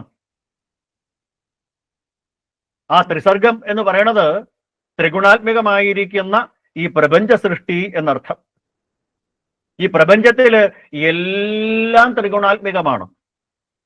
ത്രിഗുണാത്മികമല്ലാത്തത് ഒന്ന് മാത്രമേ ഉള്ളൂ, നിർഗുണമായിരിക്കുന്ന ആ ബ്രഹ്മം. അവികാരം, അജം, ശുദ്ധം, നിർഗുണം, യത് നിരഞ്ജനം എന്ന് വ്യക്തമായിട്ട് പറയുന്നുണ്ട്. നിർഗുണം. അവിടെ ബ്രഹ്മം മാത്രമേ, ഭഗവാൻ മാത്രമേ നിർഗുണനായിരിക്കുന്നുള്ളൂ. അവിടെ ധർമ്മമോ കർമ്മമോ കർത്തൃത്വമോ ഭോക്തൃത്വമോ തുടക്കമോ ഒടുക്കമോ ക്ഷയമോ വൃദ്ധിയോ ശത്രുവോ മിത്രമോ സന്തോഷമോ സന്താപമോ ദ്വൈതഭാവങ്ങളൊന്നും ആ ആത്മസ്വരൂപത്തിന് ഇല്ല. അപ്പൊ പരമാത്മാവെന്ന് സമഷ്ടിയായിട്ട് പറയുമ്പോ, ജീവാത്മാവെന്ന് വ്യഷ്ടിയായിട്ട് പറയുമ്പോ ഭാഗവതം എപ്പോഴും ഓർമ്മിപ്പിക്കും, ഇങ്ങനെ രണ്ടില്ല. പരമാത്മാവെന്നും ജീവാത്മാവെന്നും രണ്ടില്ല. അത് അധ്യാസമാണ്, തെറ്റിദ്ധാരണയാണ്. ആത്മാവ് ഒന്നേ ഉള്ളൂ. ഇന്നലെ നമ്മൾ കണ്ടതുപോലെ ഒരേ ഒരു സൂര്യൻ അനേകം ജലപാത്രങ്ങളില് അനേകമായിട്ട് പ്രതിഫലിക്കുന്നത് പോലെ ഒരു പ്രതിഫലനം, പ്രതിബിംബം അത് മാത്രമേ ഉണ്ടാവണുള്ളൂ. വാസ്തവത്തില് ഏകമേവാദ്വിതീയം ബ്രഹ്മ. അപ്പൊ ഏകവും അദ്വിതീയവുമായിരിക്കുന്ന ആ ബ്രഹ്മം പലതായിട്ട്, ഏകം സദ്വിപ്ര ബഹുധാ വദന്തി, ഒന്നിനെ പലതായിട്ട് പറയണു, പല രൂപങ്ങളെ എടുത്തപ്പോ. അങ്ങനെ ഈ പ്രപഞ്ചം എന്ന് പറയുന്നത് ത്രിഗുണാത്മികമാണ്, ബ്രഹ്മം എന്ന് പറയുന്നത് നിർഗുണമാണ്. കാരണം എന്ന് പറയുന്ന ബ്രഹ്മം നിർഗുണം, കാര്യസ്വരൂപം ത്രിഗുണാത്മികം. അപ്പൊ ഈ പ്രപഞ്ച സൃഷ്ടിക്ക് കാരണമായിട്ടുള്ളത് എന്താണ്? ആ ത്രിഗുണാത്മികമായ പ്രകൃതിയാണ്, മായാഗുണങ്ങളാണ്. ഇനി ദ്വിതീയ സ്കന്ധത്തിലും തൃതീയ സ്കന്ധത്തിലും നമുക്ക് കാണാം, ആ പ്രപഞ്ച സൃഷ്ടി തുടങ്ങുമ്പോ നിർഗുണനായിരിക്കുന്ന ഭഗവാൻ തന്റെ തന്നെ ശക്തിയായ ത്രിഗുണാത്മികമായ പ്രകൃതിയെ ഒന്ന് ഈക്ഷണം ചെയ്തു, ഒന്ന് നോക്കി എന്നാണ്. അപ്പോൾ ത്രിഗുണാത്മികമായ മായയ്ക്ക് വിജൃംഭണം സംഭവിക്കണു, വികാരമുണ്ടാവണു, സന്തുലിതാവസ്ഥയ്ക്ക് വ്യത്യാസമുണ്ടാവണു, വികാരവതിയായി തീരണു, അതിൽ നിന്നൊരു ഉൽപ്പന്നം ഉണ്ടാവണു എന്നാണ്. അപ്പൊ ഈ ത്രിഗുണങ്ങൾ സാമ്യാവസ്ഥയിൽ ഇരിക്കുമ്പോ ഒന്നും സംഭവിക്കണില്ല. ഇത് തന്നെയാണ് മോഡേൺ ഫിസിക്സും പറയണത്. ആറ്റം ഈസ് ഇലക്ട്രിക്കലി ന്യൂട്രൽ എന്ന് പറയണില്ലേ? പ്രോട്ടോൺ ഉണ്ട്, ന്യൂട്രോൺ ഉണ്ട്, ഇലക്ട്രോൺ ഉണ്ട്, 3 ഗുണങ്ങളുണ്ട്. അപ്പൊ അങ്ങനെ 3 പാർട്ടിക്കിൾ എന്ന് ഫിസിക്സുകാർ പറയണു, ത്രിഗുണാത്മികം എന്ന് വേദവ്യാസ മഹർഷി പറയണു. വൺ ആൻഡ് ദ സെയിം, ഒന്ന് തന്നെയാണ്. അതാണ് ഇതിനു മുമ്പ് പറഞ്ഞത്, ആധുനിക ശാസ്ത്രത്തിനെ വെല്ലുന്ന ശാസ്ത്രമാണ് ഇദം ഭാഗവതം ശാസ്ത്രം. അങ്ങനെ ത്രിഗുണാത്മികമാണ് ലോകത്തിലെല്ലാം. 3 സത്വഗുണവും രജോ ഗുണവും തമോ ഗുണവും കൂടിച്ചേർന്ന ആ സംഘാതമാണ് ഈ പ്രപഞ്ചം എന്ന് പറയുന്നത്. അപ്പോ നിർഗുണനായിരിക്കുന്ന ഭഗവാൻ സത്വഗുണത്തിനെയും രജോ ഗുണത്തിനെയും തമോ ഗുണത്തിനെയും സ്വീകരിക്കുന്നത് കൊണ്ടാണ് സൃഷ്ടിയിലും ഈ 3 ഗുണങ്ങള് കാണാനായിട്ട് സാധിക്കുക. ആ 3 ഗുണങ്ങൾ എന്ന് പറയണത് താമസ ഗുണമുണ്ട്, രാജസ ഗുണമുണ്ട്, സാത്വിക ഗുണമുണ്ട്. ഇതില് പഞ്ചഭൂതങ്ങൾ, പൃഥ്വി, അപ്പ്, തേജോ, വായു, ആകാശം, ഈ പഞ്ചഭൂതങ്ങൾ തമോ ഗുണങ്ങളാണ്. പിന്നെ പഞ്ചേന്ദ്രിയങ്ങള്, കണ്ണ്, ചെവി, മൂക്ക്, നാവ്, ത്വക്ക് എന്ന 5 ഇന്ദ്രിയങ്ങള് രാജസമായിരിക്കുന്ന തത്വങ്ങളാണ്. പിന്നെ ഇന്ദ്രിയ അധിഷ്ഠാന ദേവതകളുണ്ട്. ദിഗ്വാദാർക്ക പ്രയജോഷി വന്യീന്ദ്രോപേന്ദ്രമിത്രക എന്ന് ദ്വിതീയ സ്കന്ധത്തിൽ കാണാം. ഇവരാണ് ഇന്ദ്രിയ അധിഷ്ഠാന ദേവതകൾ. പഞ്ചജ്ഞാനേന്ദ്രിയങ്ങളും പഞ്ചകർമ്മേന്ദ്രിയങ്ങളും ചേർത്ത് 10 എന്ന് പറയുമ്പോൾ ഓരോ ഇന്ദ്രിയത്തിനും ഓരോ ദേവതമാരുണ്ട്. ദിഗ്വാദാർക്ക പ്രജേജേഷു വന്യീന്ദ്രോപേന്ദ്രമിത്രക എന്ന് പറയും 10 പേര്. അവരാണ് സത്വഗുണം എന്ന് പറയുക. ഈ 3 ഗുണങ്ങൾ ചേർന്നിട്ടാണ് പ്രപഞ്ച സൃഷ്ടി ഉണ്ടാകുന്നത്. അതാണ് ത്രിസർഗ എന്ന് പറയാൻ കാരണം ഈ പ്രപഞ്ചത്തിന്റെ സൃഷ്ടി 3 ഗുണങ്ങൾ കൊണ്ടുണ്ടായതാണ്. സത്വഗുണം, രജോ ഗുണം, തമോ ഗുണം. ഈ പ്രപഞ്ചത്തില് എന്തെല്ലാം എന്തെല്ലാം എന്തെല്ലാം എന്തെല്ലാം എന്തെല്ലാം ഉണ്ടോ അത് മുഴുവൻ ത്രിഗുണാത്മികമാണ്. ഭഗവാൻ മാത്രമേ നിർഗുണമായിട്ടുള്ളതുള്ളൂ. അപ്പൊ സത്വഗുണത്തിനെയും രജോ ഗുണത്തിനെയും തമോ ഗുണത്തിനെയും ഇന്ദ്രിയ അധിഷ്ഠാന ദേവതകളും അതുപോലെ ഇന്ദ്രിയങ്ങളും അതുപോലെ പഞ്ചഭൂതങ്ങളെയും ഉൾപ്പെടുത്തിക്കൊണ്ടാണ്, സ്വീകരിച്ചുകൊണ്ടാണ് ഭഗവാൻ അഥവാ ബ്രഹ്മം, സർവേശ്വരൻ ഈ പ്രപഞ്ച സൃഷ്ടി നടത്തുന്നത്. അപ്പൊ ത്രിസർഗം എന്ന് പറയുന്ന ആ ത്രിഗുണാത്മികമായിരിക്കുന്ന സൃഷ്ടി എന്നാണ് ത്രിസർഗ എന്ന വാക്കുകൊണ്ട് ഉദ്ദേശിക്കുന്നത്. 3ാമത്തെ തത്വം പറഞ്ഞു. ഇനി 4ാമത്തെ തത്വം പറയണു.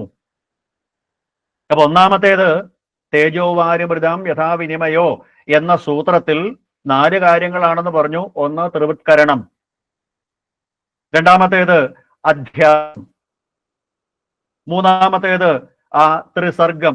അതിലെ സൃഷ്ടി രഹസ്യത്തിനെ കുറിച്ചാണ് പറഞ്ഞത്. ത്രിസർഗ എന്ന വാക്കിന് എപ്രകാരമാണ് ഈ പ്രപഞ്ച സൃഷ്ടി നടത്തുന്നത്. ത്രിഗുണാത്മികമായിരിക്കുന്ന പ്രകൃതിയെ അല്ലെങ്കിൽ മായയെ, മൂലപ്രകൃതിയെ ഭഗവാൻ സ്വീകരിച്ചുകൊണ്ടാണ് സൃഷ്ടി നടത്തുന്നത്. ദ്വിതീയ സ്കന്ധത്തിൽ നമുക്ക് വിസ്തരിച്ച് കാണാമത്. ഇനി 4ാമത്തേത് പറയണു അമൃഷ എന്ന്, അല്ലെങ്കിൽ മൃഷ എന്ന്. നേരത്തെ സൂചിപ്പിച്ചതുപോലെ ആ ശ്ലോകത്തിൽ ഒരു പ്രശ്ലേഷം കാണാം. പ്രശ്ലേഷത്തിന്റെ അർത്ഥം അവിടെ അകാരം ഉണ്ടെന്നാണ്. നമ്മൾ ശ്ലോകം വായിക്കുമ്പോൾ എത്ര ത്രിസർഗോ മൃഷ എന്നേ വായിക്കുള്ളൂ. എത്ര ത്രിസർഗോ അമൃഷ എന്ന് വായിക്കരുത്.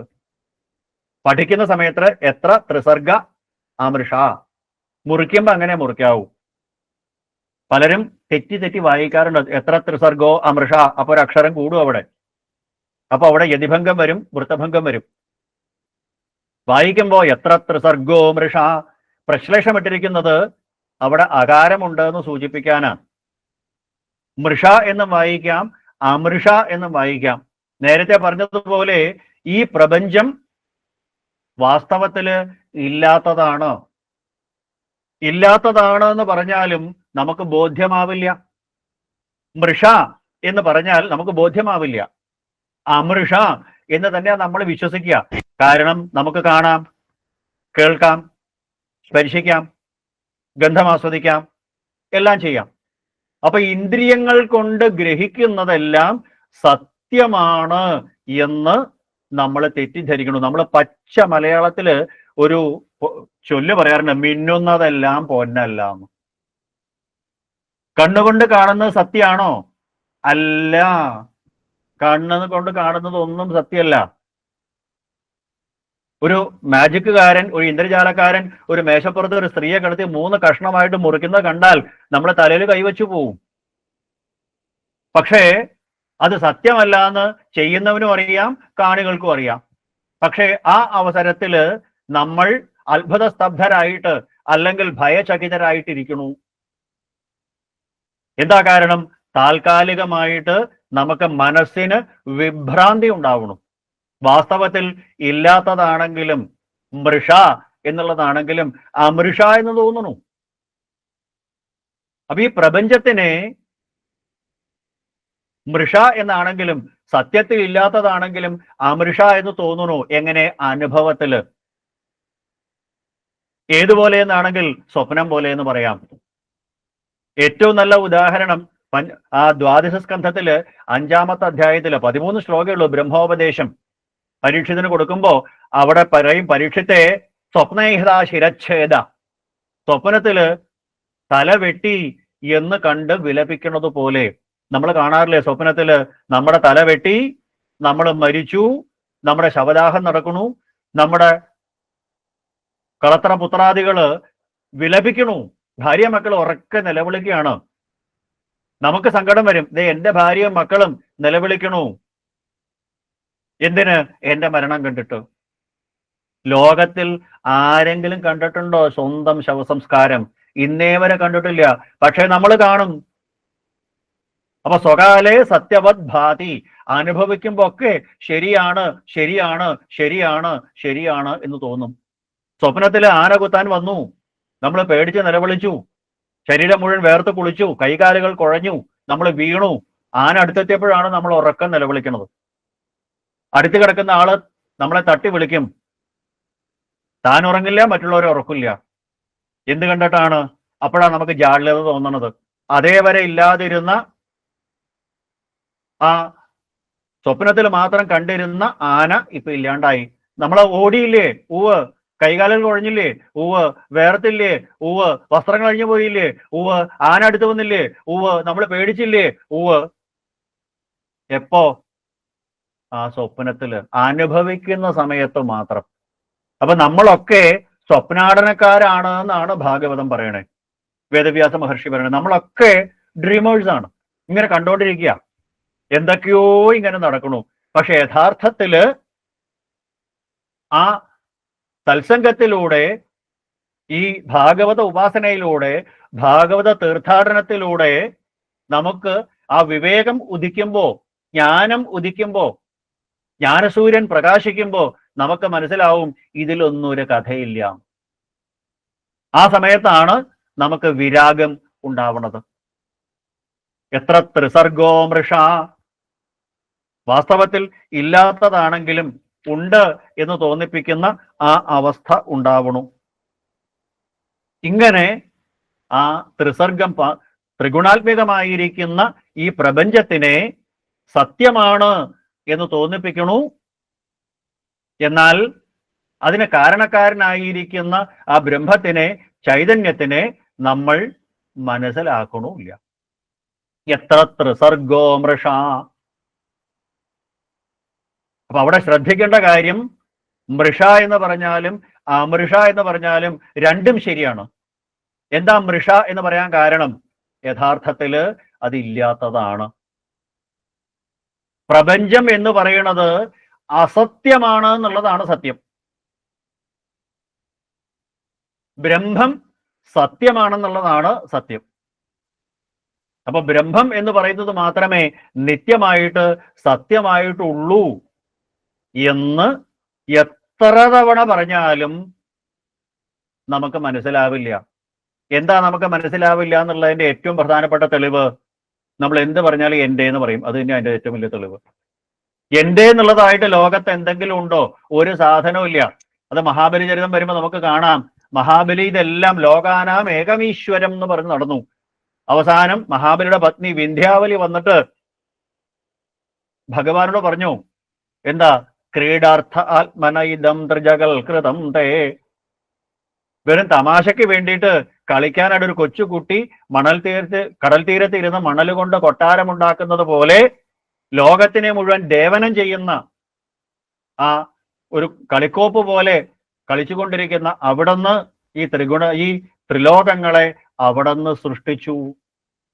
എന്റെ ഭർത്താവിന് കൊടുത്തു, പക്ഷെ സ്വന്തമാണെന്ന് തോന്നി. ലോകത്തില് ഒന്നും സ്വന്തമല്ല എന്ന് ബുദ്ധിരാക്ഷസന്മാരായ മനുഷ്യര് മനസ്സിലാക്കണില്ല. ഇതാണ് എത്ര ത്രിസർഗ അമൃഷ എന്ന് പറയാൻ കാര്യം. ഇത് യഥാർത്ഥത്തിൽ ഈ പ്രപഞ്ചം എന്ന് പറയുന്നത് അമൃഷ എന്ന് തോന്നുന്നു. അതുകൊണ്ടല്ലേ എൻ്റെ എൻ്റെ എൻ്റെ എൻ്റെ. ഇനി ദ്വാദശ സ്കന്ധത്തിൽ നമുക്ക് കാണാം, ഭൂമിഗീത പറയുമ്പോ ഭൂമിദേവി പൊട്ടിച്ചിരിക്കണു. എന്നെ കീഴടക്കാനായിട്ട് ഒരുപാട് പേര് ചോരപ്പുഴ ഒഴുക്കി. എന്നിട്ട് അവരൊക്കെ എവിടെ പോയി? അവരൊക്കെ എൻ്റെ മടിയിൽ വന്ന് കിടന്നുറങ്ങി. എന്നെ കീഴടക്കാൻ ശ്രമിച്ചവര് മണ്ണിന്റെ അടിയിൽ പോയി, അല്ലേ?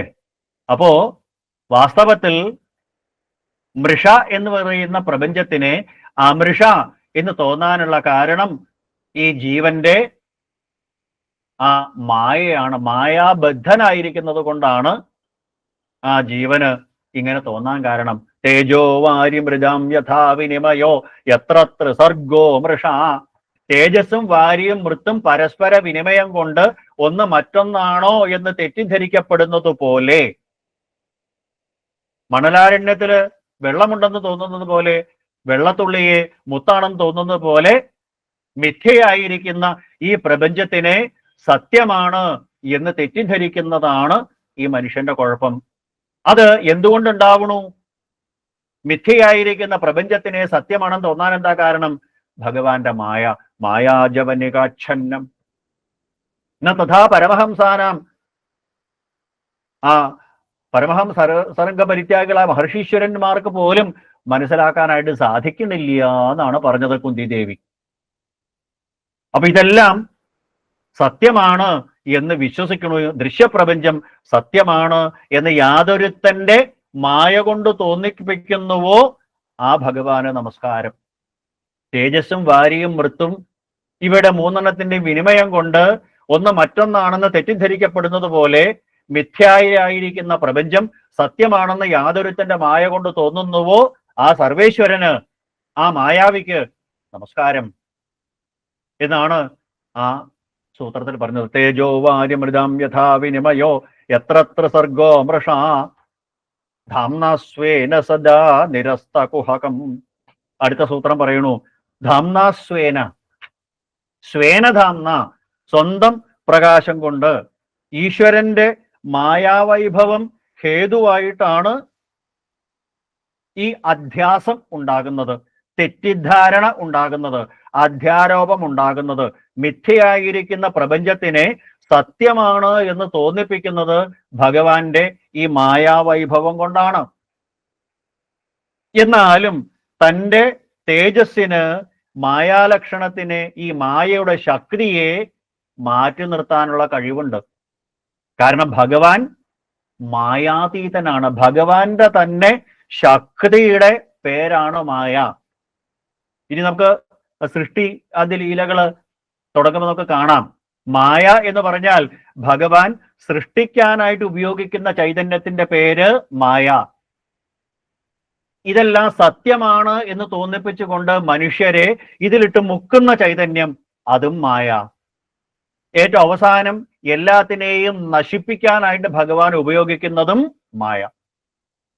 ചുരുക്കത്തിൽ പറഞ്ഞാൽ സൃഷ്ടി സ്ഥിതി ലയത്തിന് ഭഗവാൻ ഉപയോഗിക്കുന്ന ശക്തി വിശേഷമാണ്, ഭഗവാന്റെ തന്നെ ഉള്ളിൽ നിന്ന് വന്ന ശക്തി വിശേഷമാണ് മൂലപ്രകൃതി അഥവാ മായ എന്ന് പറയുന്നത്. ആ മായയ്ക്ക് രണ്ടവസ്ഥകളാണ്, വിദ്യയും അവിദ്യയും. അവിദ്യാബദ്ധമായി കഴിഞ്ഞാൽ ഇതൊക്കെ സത്യമാണെന്ന് തോന്നും. എന്നാൽ വിദ്യാസ്വരൂപമാണെങ്കിലോ ഇതൊക്കെ സത്യമാണല്ല, പ്രപഞ്ചം മിഥ്യയാണ് എന്ന് ഉറപ്പ് വരും. യാ ദേവി സർവഭൂതേഷു വിദ്യാരൂപേണ സംസ്ഥിത. ആ ജഗദംബിക അല്ലെങ്കിൽ ആ ചൈതന്യം വിദ്യാരൂപമായിട്ട് നമ്മുടെ മനസ്സിനകത്ത് വരുമ്പോ ഒരു നാണയത്തിന്റെ രണ്ട് വശങ്ങൾ പോലെയാണ്. നേരത്തെ പറഞ്ഞില്ലേ മായയ്ക്ക് രണ്ട് ഗുണങ്ങളുണ്ട് എന്ന്, വിദ്യയും അവിദ്യയും. അവിദ്യ വന്നു കഴിഞ്ഞാൽ ഈ പ്രപഞ്ചം സത്യമാണെന്ന് തോന്നും. എന്നാൽ വിദ്യാസ്വരൂപമായാലോ, ആ ശ്രീവിദ്യാസ്വരൂപിണിയായിരിക്കുന്ന ജഗദംബിക വാഗ്ദേവത ജ്ഞാനസ്വരൂപിണി, ആ ബ്രഹ്മജ്ഞാനം വിദ്യാസ്വരൂപത്തിൽ നമ്മുടെ മനസ്സിനകത്തേക്ക് പ്രവേശിച്ചു കഴിഞ്ഞാൽ നമുക്ക് മനസ്സിലാവും, ധാംനാസ്വേന സദാ നിരസ്ത കുഹകം. ആ അജ്ഞാന അന്ധകാരത്തിനെ, നിരസ്ത കുഹകം, ആ മായയെ, തെറ്റിദ്ധാരണയെ, ഇരുട്ടിനെ, തമസ്സിനെ, അജ്ഞതയെ ഇല്ലാതാക്കി തീർക്കണു. അപ്പൊ ജീവാത്മാവിനെ യഥാർത്ഥ സ്വരൂപത്തിൽ നിന്ന് മറയ്ക്കാനായിട്ട് ഭഗവാന്റെ മായയ്ക്ക് കഴിവുണ്ട് എന്നുണ്ടെങ്കിലും ആ ഭഗവാന്റെ കുഹകം എന്ന് പറഞ്ഞാൽ കാപട്യമുള്ളത്, കലർപ്പുള്ളത്, മായ എന്നൊക്കെ അർത്ഥം. നിരസ്ത കുഹകം, തന്നെ ഉപാസിക്കുന്നവർക്ക് ഈശ്വരൻ തൻ്റെ ആ മായാ കവചത്തിനെ അനാവരണം ചെയ്യുന്നു. എന്നിട്ട് തൻ്റെ സ്വസ്വരൂപത്തിനെ, യഥാർത്ഥ സ്വരൂപത്തിനെ കാണിച്ചു കൊടുക്കുന്നു. മായാബദ്ധനാണ് ജീവൻ. പക്ഷേ ആ മായ എപ്രകാരം ഇല്ലാതായിത്തീരും? കുന്തിദേവി ഭഗവാനോട് പറയുന്നുണ്ട്, സ്നേഹപാശമിമം ഛിന്തി എന്ന്. ഞാനെന്നും എന്റേതെന്നുമുള്ള ആ ഭാവത്തിനെ അങ്ങ് ഒന്ന് മുറിച്ചു കളഞ്ഞു തരണം എന്ന്. സംസാര ബന്ധം തീർക്കണേ എന്നെ എന്ന് പറയണു കുന്തിദേവി. അപ്പോ ഭഗവാൻ വിചാരിച്ചാൽ മാത്രമാണ് ഭഗവാന്റെ ആ മായയെ നീക്കാനായിട്ട് സാധിക്കുക.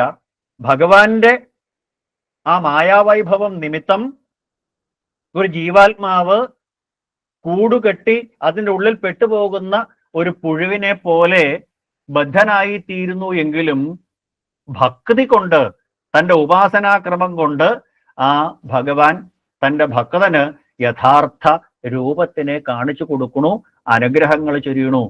ധാംനാസ്വേന സദാ നിരസ്തകുഹകം. അപ്പൊ ഭഗവാനെ മനസ്സിലാക്കണമെങ്കിൽ എന്താ വേണ്ടത്? ആ ഭഗവാന്റെ അനുഗ്രഹം തന്നെ വേണം. അപ്പൊ എപ്പോഴും ഓർമ്മ വയ്ക്കുക. 10ാമത്തെ സ്കന്ധത്തിലെ 87ാമത്തെ അധ്യായത്തില് ശ്രുതികൾ പാടിയ 1ാമത്തെ ശ്ലോകത്തിന്റെ 1ാമത്തെ വരി ഓർമ്മ വയ്ക്കുക. അതാണ് എടുത്തെടുത്ത് പറയാൻ കാര്യം. ജയ ജയ ജഹ്യജാമജിതദോഷഗൃഭീത ഗുണാം. ഭഗവാൻ തന്നെ വിചാരിക്കണം ഭഗവാന്റെ മായയെ മാറ്റാൻ. ഉപാസന കൊണ്ട് ഭഗവാൻ സന്തോഷിക്കുമ്പോൾ ആ മായ കവചം നീക്കി, മായയുടെ ആവരണത്തിനെ നീക്കി യഥാർത്ഥ രൂപം എന്താണ് എന്നുള്ളത് തൻ്റെ ഭക്തന്മാർക്ക് ഭഗവാൻ ദർശിച്ചു കൊടുക്കുന്നു. അതാണ് സ്വേനധാംന, സ്വന്തം പ്രകാശം കൊണ്ട്. നേരത്തെ നമ്മൾ പറഞ്ഞു സ്വരാട്ട് എന്ന്. ലോകത്തില് സ്വയമായിട്ട് പ്രകാശിക്കുന്ന ഒരേ ഒരു തേജസ്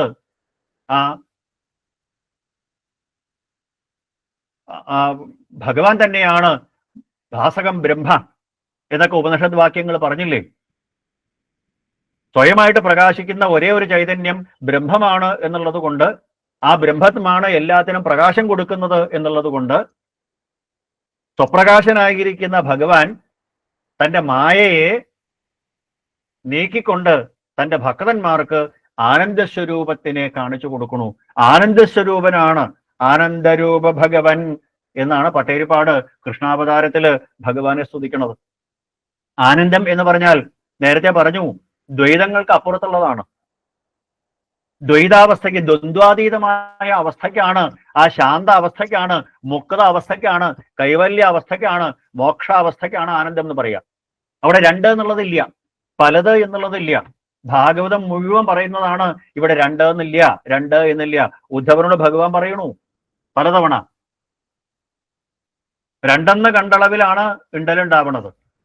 അപ്പൊ ഇവിടെ രണ്ടില്ല, ഏകമേവ അദ്വിതീയം ബ്രഹ്മ എന്ന മഹാവാക്യം പോലെ ആ ബ്രഹ്മം ഒന്നേയുള്ളൂ എന്ന് മനസ്സിലാക്കുക. ധാംനാസ്വേന സദാ നിരസ്തകുഹകം. മായാജവനികാച്ഛന്നമായിരിക്കുന്ന ആ ചൈതന്യത്തിന്റെ ആ മായയാകുന്ന യവനികയെ മാറ്റാൻ ഭഗവത് ഉപാസന കൊണ്ട് മാത്രമേ സാധിക്കുകയുള്ളൂ. ഭഗവാനെ ഭക്തിപൂർവം ഉപാസിക്കുന്നത് കൊണ്ട് മാത്രമേ മായാബദ്ധനായ ജീവന് ഈ സംസാരത്തിൽ നിന്ന് മുക്താവസ്ഥയിലേക്ക് എത്താനായിട്ട് സാധിക്കുള്ളൂ എന്നാണ് ആ സൂത്രത്തിന്റെ അർത്ഥം. ധംനാസ്വേന സദാ നിരസ്തകുഹകം. മായാബദ്ധനായ ജീവന് ഭഗവത് ഉപാസന കൊണ്ട് ബ്രഹ്മജ്ഞാനം ലഭിക്കുമ്പോഴാണ്, ഭഗവത് അനുഗ്രഹം ഒന്നുകൊണ്ട് മാത്രമാണ് മുക്താവസ്ഥയിലേക്ക് എത്താൻ സാധിക്കുക. 10ാമത്തെ സൂത്രത്തിലേക്ക് എത്തുന്നു. സത്യം പരം ധീമഹി. അങ്ങനെ സത്യസ്വരൂപനായിരിക്കുന്ന ഇപ്രകാരമെല്ലാം വിശേഷണങ്ങൾ പറഞ്ഞിരിക്കുന്ന ഞങ്ങളുടെ പരിമിതമായ വാക്കുകൾ കൊണ്ട്, പരിമിതമായിട്ടുള്ള ബുദ്ധി കൊണ്ട് ഞങ്ങൾ ഇങ്ങനെയെല്ലാം വിശേഷിപ്പിച്ചു. ഇപ്രകെല്ലാം ഇരിക്കുന്ന ആ സത്യസ്വരൂപനായിരിക്കുന്ന ഭഗവാനെ അവിടത്തേക്ക് നമസ്കാരം എന്ന് പറഞ്ഞു. സത്യം പരം ധീമഹി. സത്യം എന്ന് പറഞ്ഞാൽ സത്ത് ആയിട്ടുള്ളത്, നാശമില്ലാത്തത് എന്നർത്ഥം. സജ്ജനങ്ങൾക്ക് നിലനിൽപ്പിന് ആശ്രയമായിട്ടുള്ളത്, സജ്ജനങ്ങൾക്ക് ആധാരമായിട്ടുള്ളത്, സജ്ജനങ്ങൾക്ക് അലങ്കാരമായിട്ടുള്ളത്, സജ്ജനങ്ങൾക്ക് ശ്രേയസ്കരമായിട്ടുള്ളത്, ഇങ്ങനെ ഒരുപാട് അർത്ഥങ്ങൾ പറയും. നിത്യമായിട്ടുള്ളത്, അതിനാണ് സത്യം എന്ന് പറയുക. അതായത് അവസ്ഥാത്രയങ്ങൾക്കും അതീതമായത്. ഉണ്ടാവുക, നിലനിൽക്കുക, നശിക്കുക, ഈ 3 അവസ്ഥകൾക്ക് അതീതമായിട്ടുള്ളത്. അല്ലെങ്കിൽ ജാഗ്രത്, സ്വപ്നം, സുഷുപ്തി എന്നീ അവസ്ഥകൾക്ക് അതീതമായിട്ടുള്ളത്. അല്ലെങ്കിൽ സ്ഥൂലം, സൂക്ഷ്മം, കാരണം, ഈ 3 അവസ്ഥകൾക്ക് അതീതമായിട്ടുള്ളത്. ഇങ്ങനെ ഒരുപാട് അർത്ഥങ്ങൾ പറയാം. അങ്ങനെയുള്ള പരമസത്യസ്വരൂപനായിരിക്കുന്ന ആ നിത്യമായിരിക്കുന്ന സത്യമായിരിക്കുന്ന ആ ചൈതന്യത്തിനെ നമസ്കരിക്കണു. സത്യം എന്നത് ബ്രഹ്മത്തിന്റെ പര്യായം തന്നെയാണ് എന്നാണ് ഛാന്തോക്യോപനിഷത്ത് പറയാ. തസ്യഹവ ഏതസ്യ ബ്രഹ്മണോ നാമ സത്യം ഇതി. സത്യം എന്ന് പറയുന്നത് ബ്രഹ്മത്തിന്റെ പേര് തന്നെയാണ്, ബ്രഹ്മത്തിന്റെ പര്യായം തന്നെയാണെന്ന് ഛാന്തോക്യോപനിഷത്ത് പറയാം.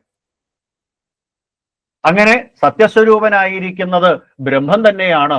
അപ്പൊ അവിടെ സത്യം എന്ന വാക്ക് ഉപയോഗിച്ചിരിക്കുന്നത് കൊണ്ട് അത് ബ്രഹ്മത്തിനെ കുറിച്ച് തന്നെയാണ്. ഛാന്തോക്യോപനിഷത്ത് പറയുമ്പോൾ തസ്യഹവ ഏതസ്യ ബ്രഹ്മണോ നാമ സത്യം ഇതി, ഈ പറഞ്ഞതൊക്കെ ബ്രഹ്മത്തിനെ കുറിച്ചാണ് എന്ന് ഛാന്തോക്യോപനിഷത്ത് പറയുന്നു. അപ്പൊ ഇവിടെ സത്യം എന്ന് പറയുന്നത് സത്യം, ജ്ഞാനം, ആനന്ദം, ബ്രഹ്മ എന്ന് തൈത്തിരീയ ഉപനിഷത്ത് പറയും. സത്യം എന്ന് പറയുന്നത്, ഈ ബ്രഹ്മം എന്ന് പറയുന്നത് സത്യം സ്വരൂപമാണ്, ജ്ഞാനസ്വരൂപമാണ്, ആനന്ദസ്വരൂപമാണ്. അതാണ് ആദ്യത്തെ ദിവസം പറഞ്ഞത്. മഹാത്മ്യത്തിൽ ആദ്യം പറഞ്ഞത് സച്ചിദാനന്ദരൂപായ. സച്ചിദാനന്ദരൂപായ എന്നുള്ളതിന് മറ്റൊരു വാക്കാണ് തൈത്തിരീയ ഉപനിഷത്ത് പറഞ്ഞത് സത്യം, ജ്ഞാനം, ആനന്ദം. സത്യജ്ഞാനം ആനന്ദം ബ്രഹ്മ എന്ന് പറഞ്ഞത്. സച്ചിദാനന്ദരൂപായ എന്ന് മഹാത്മ്യത്തിൽ ആദ്യത്തെ വാക്ക് തൈത്തിരീയ ഉപനിഷത്തിൽ എടുത്താണ്.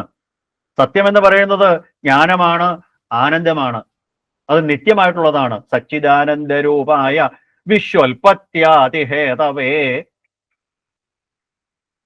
അപ്പൊ അങ്ങനെയുള്ള ആ ലോകത്തിന് മുഴുവൻ ആശ്രയമായിരിക്കുന്ന, സൃഷ്ടി സ്ഥിതി സംഹാരമായിരിക്കുന്നതായ ആ പരമസത്യത്തിനെ, സത്യം പരം, പരമമായ സത്യത്തിനെ, അതിനുപരിയായിട്ട് മറ്റൊന്നുമില്ല, എല്ലാത്തിനും ഉപരിയായിട്ട് പ്രകാശിക്കുന്നത്, പരാൽ പരതരോ ബ്രഹ്മ എന്ന് ശരഭോപനിഷത്ത് പറയും.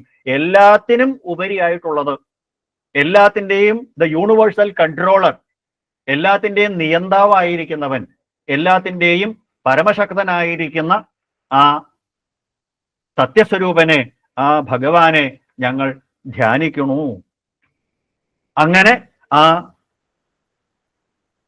സത്യസ്വരൂപനായിരിക്കുന്ന, ഈ ലോകത്തിന്റെ ആധാരമായിരിക്കുന്ന സർവേശ്വരനെ ഞങ്ങൾ ധ്യാനിക്കണു എന്ന് പറഞ്ഞുകൊണ്ട് ആ ഒന്നാമത്തെ ശ്ലോകം അവിടെ സമർപ്പിക്കുകയാണ്. അതിൽ സത്യം പരം ധീമഹി എന്ന് പറയുന്ന 10ാമത്തെ സൂത്രം, അവസാനത്തെ വരി, അതാണ് ശരിക്ക് ബ്രഹ്മത്തിന്റെ സ്വരൂപ ലക്ഷണം. ഇത് ശാസ്ത്രത്തിന്റെ ഒരു പ്രത്യേക തരത്തിലാണ് പറയുക. ആ ഒന്നാമത്തില് ബ്രഹ്മത്തിന്റെ സ്വരൂപത്തിനെ ആദ്യത്തെ 9 സൂത്രങ്ങളിൽ പറഞ്ഞത് തടസ്ഥ ലക്ഷണം എന്നാണ്. ഒരു വസ്തുവിനെ കുറിച്ച് പറയുമ്പോൾ അതിൻ്റെ അടുത്തുള്ള വസ്തുവിനെ, യഥാർത്ഥ ലക്ഷ്യവസ്തുവിന്റെ ലക്ഷണത്തിനെ പറയുന്നതിന് മുമ്പ് അതിൻ്റെ സമീപത്തുള്ള വസ്തുവിനെ ചൂണ്ടിക്കാണിക്കുന്നതാണ് തടസ്ഥ ലക്ഷണം. തടത്തിൽ സ്ഥിതി ചെയ്യുന്നത്, നിയർ ബൈ എന്നർത്ഥം. അപ്പൊ ആദ്യത്തെ ജന്മാദ്യസ്ഥ യഥ അന്വയാദിതരസ്ഥേഷു അഭിജ്ഞ സ്വരാട് എന്നൊക്കെ പറയുന്ന സൂത്രങ്ങൾ, ആദ്യത്തെ 9 സൂത്രങ്ങൾ തടസ്ഥ ലക്ഷണങ്ങളാണ്. ഇതൊക്കെ ആ ബ്രഹ്മത്തിനെ സൂചിപ്പിക്കാൻ വേണ്ടിയിട്ട് പറയുന്ന ചില ഉപാധികളാണ്. യഥാർത്ഥ ലക്ഷ്യവസ്തുവിനെ കാണിച്ചു കൊടുക്കുന്നത് സ്വരൂപ ലക്ഷണം, അതിലേക്കുള്ള മാർഗത്തിനെ കാണിച്ചു കൊടുക്കുന്നത് തടസ്ഥ ലക്ഷണം. യഥാർത്ഥമായ ലക്ഷ്യത്തിലേക്ക് എത്തുന്നതിന് മുൻപ് അതിന് സമീപത്തുള്ള കാര്യങ്ങൾ പറയുക. ഇപ്പൊ നമ്മളൊരു ഗൃഹത്തിന്റെ എവിടെയാ വീട് എന്ന് ചോദിക്കുമ്പോൾ നാഷണൽ ഹൈവേയിലാണ്. നാഷണൽ ഹൈവേയിൽ എന്ന് പറഞ്ഞാൽ റോഡിന്റെ ഒത്ത നടുക്ക് നമ്മുടെ വീടെന്നാണോ അർത്ഥം? അപ്പൊ നാഷണൽ ഹൈവേയിലല്ല. റോഡിന്റെ ഒത്ത നടുക്കാണോ? അല്ല. അപ്പൊ എവിടെയാണ്? ഇന്ന റോഡിന്റെ അടുത്താണ്. ആ റോഡിന്റെ അടുത്തെന്ന് പറഞ്ഞാൽ ഇന്നൊരു മാൾ ഉണ്ട്, ആ മാളിന്റെ അടുത്താണ്. ആ മാളിന്റെ അടുത്തെന്ന് പറയുമ്പോൾ ആ മാളിന്റെ അടുത്തൊരു ഇടവഴിയില്ലേ? ആ ഇടവഴി കൂടെ പോയാൽ 14 നിലകളുള്ള ഒരു ഫ്ലാറ്റ് ഉണ്ട്. ആ ഫ്ലാറ്റില് 8ാമത്തെ നിലയില് 4ാമത്തെ വീടാണ്. അപ്പൊ ഇത്രയൊക്കെ പറഞ്ഞത് ആ ഒരു പ്രത്യേക തരത്തിലുള്ള ഫ്ലാറ്റ് സമുച്ചയത്തിൽ 8ാമത്തെ നിലയിലെ 4ാമത്തെ വീടാണ് എന്ന് കൃത്യമായിട്ട് പറയുന്നത് സ്വരൂപ ലക്ഷണം. അതേവരെ പറഞ്ഞതോ നാഷണൽ ഹൈവേ എന്ന് പറഞ്ഞു, അതിനടുത്തൊരു മാളുണ്ട് എന്ന് പറഞ്ഞു, അതിൻ്റെ അടുത്ത് ഒരു ഇടവഴിയുണ്ട് എന്ന് പറഞ്ഞു, അതിൻ്റെ അടുത്തൊരു ഫ്ലാറ്റ് സമുച്ചയമുണ്ട് എന്ന് പറഞ്ഞു, അതിന് 14 നിലകളിൽ 8 നിലകളുണ്ട് എന്ന് പറഞ്ഞു. ആ 8ാമത്തെ നിലയിൽ A3 എന്ന് പറയുന്നതാണ് എന്റെ ഫ്ലാറ്റ്. അപ്പൊ A3 എന്ന് പറയുന്ന ആ ഫ്ലാറ്റ് എന്ന് പറയുന്ന സ്വരൂപ ലക്ഷണം, അതിനെ സൂചിപ്പിക്കാൻ എത്ര കാര്യങ്ങൾ പറഞ്ഞു. ഒരു കൊച്ചു കുട്ടിയെ എടുത്തുകൊണ്ട് അമ്മ നിൽക്കണു, ഒക്കത്തെടുത്തുകൊണ്ട് നിൽക്കണ, ചോറിന്റെ കിണ്ണം കയ്യിലുണ്ട്. ഉണ്ണി ഊണ് കഴിക്കുകയാണെങ്കിൽ അമ്പിളിയമ്മാവനെ കാണിച്ചു തരാം എന്ന് പറയണു. കുഞ്ഞ് പറയണു അമ്പിളിയമ്മാവനെ കാണിച്ചു തരൂ. പുറത്തിറങ്ങി നിന്നിട്ട് അമ്മ കാണിച്ചു, ദേ ദൂരത്ത് കണ്ടോ അമ്പിളിയമ്മാവൻ? കുട്ടി പറയും ഇല്ല, ഞാൻ കണ്ടില്ല. അപ്പോഴാണ് അമ്മ പറഞ്ഞത്, ദൂരത്ത് ഒരു മല കണ്ടോ? മല കണ്ടു. ആ മലയുടെ വലത് ഭാഗത്ത് ഒരു വൃക്ഷം നിൽക്കുന്നത് കണ്ടോ? വൃക്ഷം നിൽക്കുന്നത് കണ്ടു. ആ മരം കണ്ടു. ആ മരത്തിന്റെ വലത് ഭാഗത്ത് 2 കൊമ്പുകൾ പോണ കണ്ടോ? 2 കൊമ്പുകൾ പോണ കണ്ടു. ആ 2 കൊമ്പുകൾക്കിടയിലൂടെ നോക്കൂ, ഒരു തേങ്ങാപ്പൂള് പോലെ, നാളികേരത്തിന്റെ ഒരു കൊത്തു പോലെ അമ്പിളിയമ്മാവനെ കണ്ടോ? ഇപ്പൊ കുട്ടി പറഞ്ഞു ഞാൻ കണ്ടു എന്ന്. അപ്പൊ അമ്പിളിയമ്മാവൻ എന്ന് പറയുന്നത് സ്വരൂപ ലക്ഷണം. അമ്പിളിയമ്മാവനെയാണ് നമ്മൾ കാണിച്ചു കൊടുക്കാൻ പോണത്. പക്ഷെ അമ്പിളിയമ്മാവനെ കാണിച്ചു കൊടുക്കണമെങ്കിൽ അതിന്റെ തടസ്ഥങ്ങളായിരിക്കുന്ന, സമീപസ്ഥങ്ങളായിരിക്കുന്ന വസ്തുക്കളെ ചൂണ്ടിക്കാണിച്ച് ചൂണ്ടിക്കാണിച്ച് ചൂണ്ടിക്കാണിച്ച് ആദ്യം മലയെ കാണിച്ചു, അതിൻ്റെ അടുത്തൊരു വൃക്ഷത്തിനെ കാണിച്ചു, വൃക്ഷത്തിന്റെ 2 കൊമ്പുകളെ കാണിച്ചു. ആ കൊമ്പുകളുടെ ചില്ലകൾക്കിടയിലൂടെ നോക്കുമ്പോഴാണ് അമ്പിളിയമ്മാവനെ കാണുന്നത്. അപ്പൊ അമ്പിളിയമ്മാവൻ എന്ന് പറയുന്ന ആ ലക്ഷ്യത്തിലെ എത്തുന്നത് വരെ നമ്മൾ എന്തെല്ലാം സൂചിപ്പിച്ചുവോ അതൊക്കെ തടസ്ഥ ലക്ഷണങ്ങളാണ്. അപ്പൊ ഈ ഒരു ശ്ലോകത്തില് ദശസൂത്രീ ഭാഗവതം എന്ന് പറയുന്ന ഒന്നാമത്തെ ഈ ശ്ലോകത്തില് ആദ്യത്തെ 9 സൂത്രങ്ങൾ, ദശസൂത്രീ ഭാഗവതത്തിൽ ആദ്യത്തെ 9 സൂത്രങ്ങൾ തടസ്ഥ ലക്ഷണങ്ങളാണ്, ബ്രഹ്മത്തിന്റെ തടസ്ഥ ലക്ഷണങ്ങൾ. സത്യം പരം ധീമഹി എന്ന് പറയുന്നത് അതാണ് അതിന്റെ സ്വരൂപ ലക്ഷണം. ബ്രഹ്മത്തിന്റെ ലക്ഷണം എന്താണ്? നിത്യമായ സത്യജ്ഞാന ആനന്ദം ബ്രഹ്മ. സത്യവും നിത്യവും ജ്ഞാനവും ആനന്ദവും കലർന്നതായ ആ ചൈതന്യമാണ് ബ്രഹ്മം എന്ന് പറയുന്നു. ഇതാണ് ആ ബ്രഹ്മത്തിന്റെ സ്വരൂപ ലക്ഷണം, തടസ്ഥ ലക്ഷണം എന്ന് പറയാം. ദശസൂത്രീ ഭാഗവതം എന്ന ആ ഒരു ശ്ലോകത്തില് ആ വർണ്ണിക്കപ്പെടുന്ന വസ്തുവിന്റെ, ബ്രഹ്മത്തിന്റെ ലക്ഷണങ്ങളെ കുറിച്ചിട്ടാണ് പറഞ്ഞത്. നമുക്ക് തൽക്കാലം ആ ഒന്നാമത്തെ ശ്ലോകം അനുസ്മരിച്ചുകൊണ്ട് ഇന്നത്തെ ആ അനുസ്മരണം നമുക്ക് സമർപ്പിക്കാം. നമുക്ക് നാളെ അടുത്ത ശ്ലോകത്തിലേക്ക് പ്രവേശിക്കാം. എല്ലാം വേണ്ടതുപോലെ ഭഗവാൻ തോന്നിപ്പിക്കട്ടെ എന്ന് പ്രാർത്ഥിച്ചുകൊണ്ട്, കായേന വാചാ മനസേന്ദ്രിയർവാ ബുദ്ധ്യാത്മനാ വാ പ്രകൃത സ്വഭാവാത് കരോമി യദ്യൽ സകലം പരസ്മൈ നാരായണായേതി സമർപ്പയാമി. സ്വസ്തി പ്രജാഭ്യഃ പരിപാലയന്താം ന്യായേണ മാർഗേണ മഹിം മഹീഷ. ഗോബ്രാഹ്മണേഭ്യഃ ശുഭമസ്തു നിത്യം. ലോകാ സമസ്താ സുഖിനോ ഭവന്തു. ലോകാ സമസ്താ സുഖിനോ ഭവന്തു. ലോകാ സമസ്താ സുഖിനോ ഭവന്തു. കരചരണകൃതം വാ കായജം കർമ്മജം വാ ശ്രവണനയനജം വാ മാനസം വാ അപരാധം വിദിതം അവിദിതം വാ സർവമേധൽ ക്ഷമസ്വ. ശിവ ശിവ കരുണാബ്ധേ ശ്രീ മഹാദേവ ശംഭോ. സർവത്ര ഗോവിന്ദനാമ സങ്കീർത്തനം. ഗോവിന്ദ ഗോവിന്ദ. ബാക്കി